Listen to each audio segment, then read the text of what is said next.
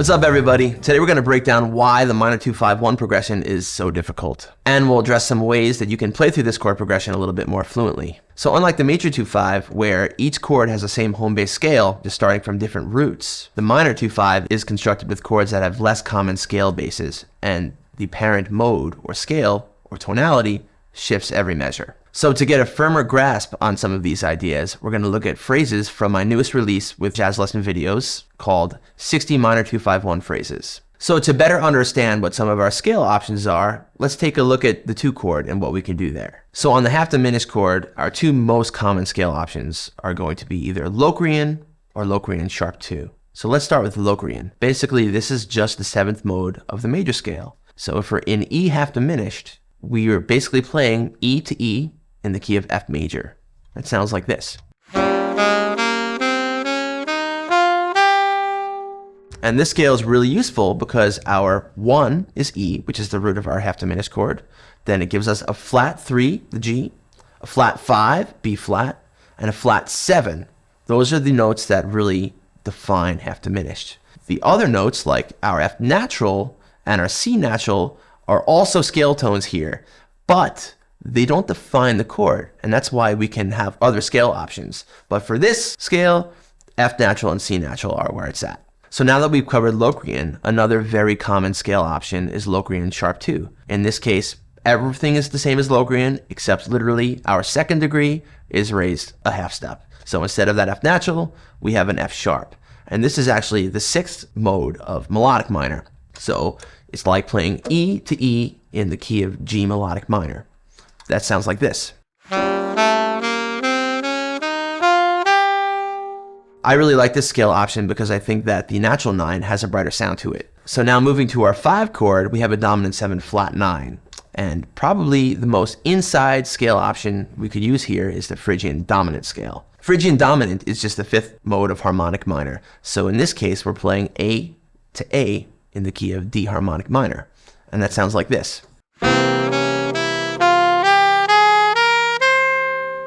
So the great thing about the scale is we still have the same dominant chord arpeggio within it. We still have 1, 3, 5, 7. That's A, C sharp, E, G. We also have a flat 9, the B flat, and we have a flat 13, the F natural. And those notes really go a long way to making this a very colorful sounding scale anytime you see a dominant 7 flat 9 chord. It also resolves really, really nicely to the chord tones of our 1 chord. So another great option over a dominant 7 flat 9 chord is the half whole diminished scale. This scale is literally built by going a half step up for the root, then a whole step, etc. until you get to the root again. In this case, we have some new color tones. We have a sharp 9.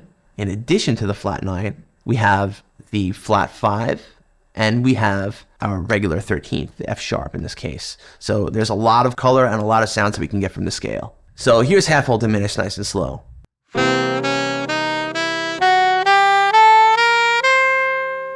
So another really great option over a dominant 7 flat 9 chord is the altered scale. That's really just the 7th mode of melodic minor. In this case, that would be like playing A to A in the key of B flat melodic minor. Here's what that sounds like.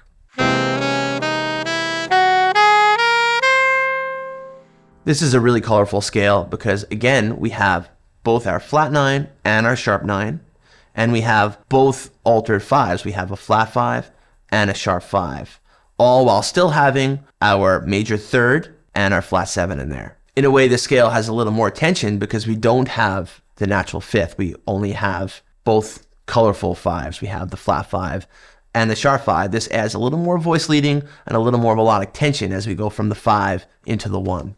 So 2 options over the 1 chord that I really like to use the most are Dorian and melodic minor. Dorian in this case is just the 2nd mode of the major scale. So that would be like playing D to D in the key of C major. It sounds like this.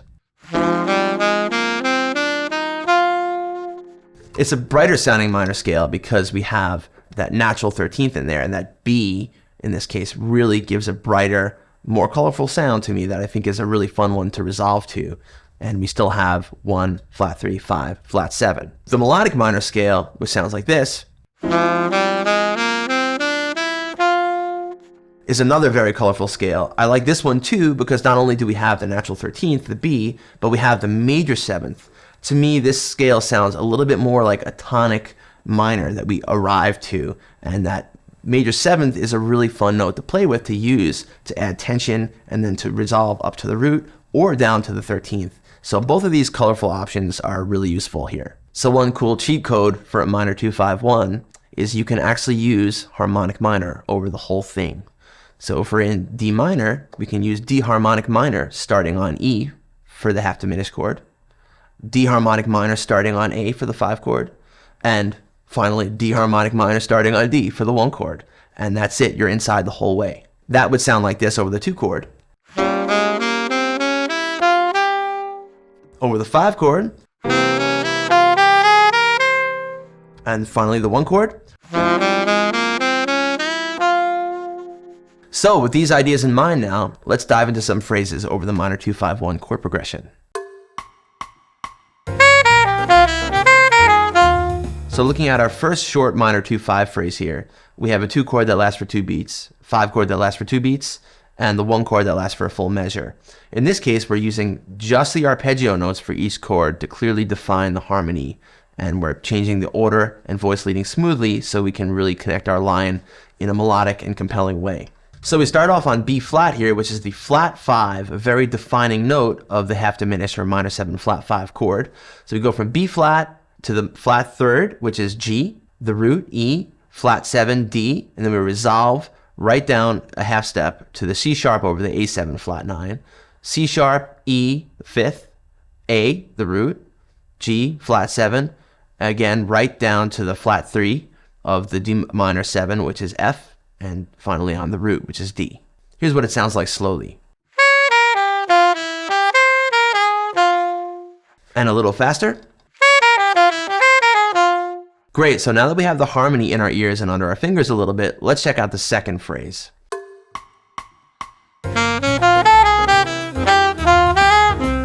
So in this case, we're still using arpeggios, but we have some upper extensions in there. First, we start on the flat 3, then we go to the flat 5, flat 7, and now the natural 9th, which is the F sharp, in this case coming from our Locrian sharp 2 scale, resolving down to the flat 13 of the dominant chord, A7 flat 9, going to that's the F natural. From there, we go down a half step to the regular 5th, 3rd, root, and then we resolve with the little phrase over the minor chord that implies more of a melodic minor sound because we have that little C sharp passing tone happening there. Here's what it sounds like slowly. And a little more fast. Awesome. So our next example here is going to be over a long 2-5-1. In this case, we have a full bar over the half diminished 2 chord, a full bar over the 5 chord, and then 2 full bars really over the 1 chord that we resolve to.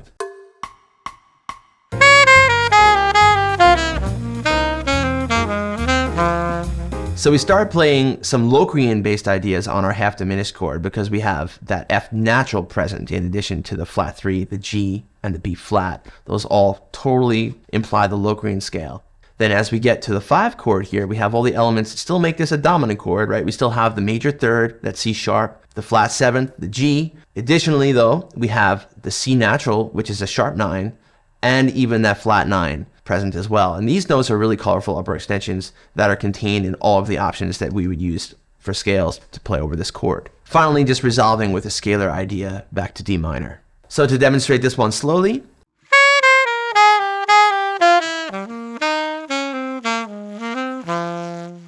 and a little faster. Great, so let's check out our next phrase over a long 2-5-1 that really exhibits some more bebop-y elements.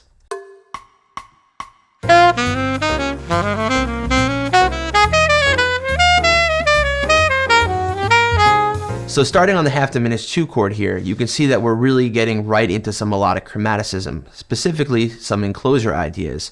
And we start off on the flat 7, D, and then we leap down to a G sharp, which is not in this chord or scale, but it just functions as a chromatic note that then leads us up to A, C, finally enclosing or surrounding our target note B flat here, which is probably the single most chord defining note of our minor 7 flat 5, or a half diminished chord, the flat 5. So now going from the half diminished chord into the 5 chord, we have this triplet, and that triplet is really something that you hear in bebop all the time. There's triplets all over the place. And in this case, we're kind of accomplished 2 goals here. Not only are we using triplets, but that triplet actually also functions as an enclosure because we go from F sharp, A, and we land on the G once we get to A7 flat 9. And that G is of course a very important note, the flat 7 on this chord. So now on the 5 chord, right, we have the presence of a flat 9, the B flat. We have an E flat, which is the flat 5, major third, and then the F natural, which is our sharp 5. These specifically, the flat 5 and the sharp 5, the E flat and the F, they really make this chord have an altered scale quality to it. And then we leap from that sharp 5 up to the sharp 9, the C natural, which is again another very important note on this chord and also a defining note of the altered scale. So getting from that 5 chord into the 1 chord, we have another triplet that resolves to an A flat, which is actually the first note of an enclosure, which then leads up to A, D, C sharp, finally resolving to the note we're enclosing to, which is the C natural, the flat 7 over D minor 7, before using some more melodic chromaticism passing tones to then land on A, G, E flat, E, G, which is another long enclosure, finally resolving to our F natural and making this phrase complete. So to play all this stuff nice and slowly for you, here we go.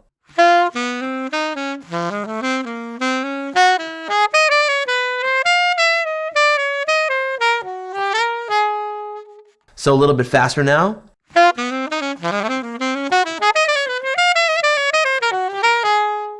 Awesome. So looking at our last phrase over a long 2-5-1, we get into a slightly more modern concept, which is using some melodic cells here, specifically over the 5 chord.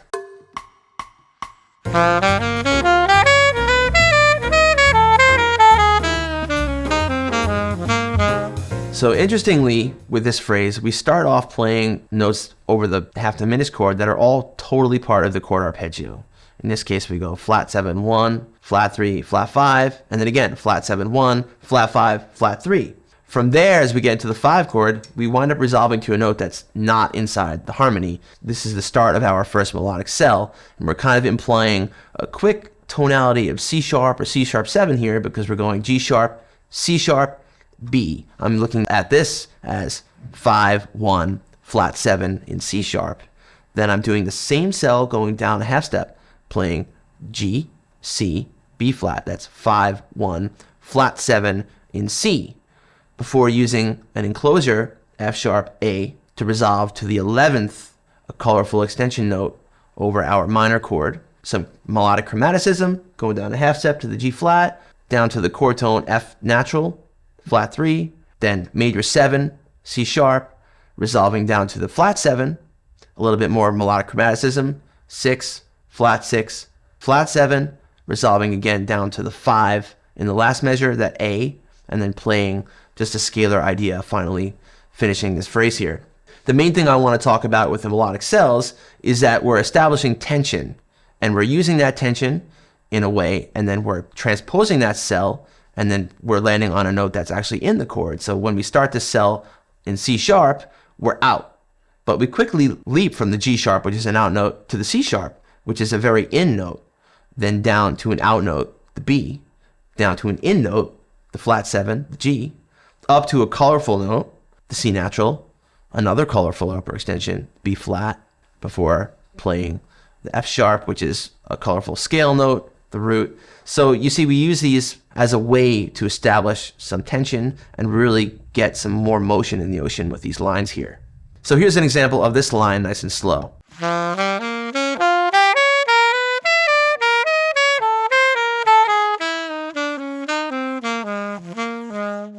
And a little faster.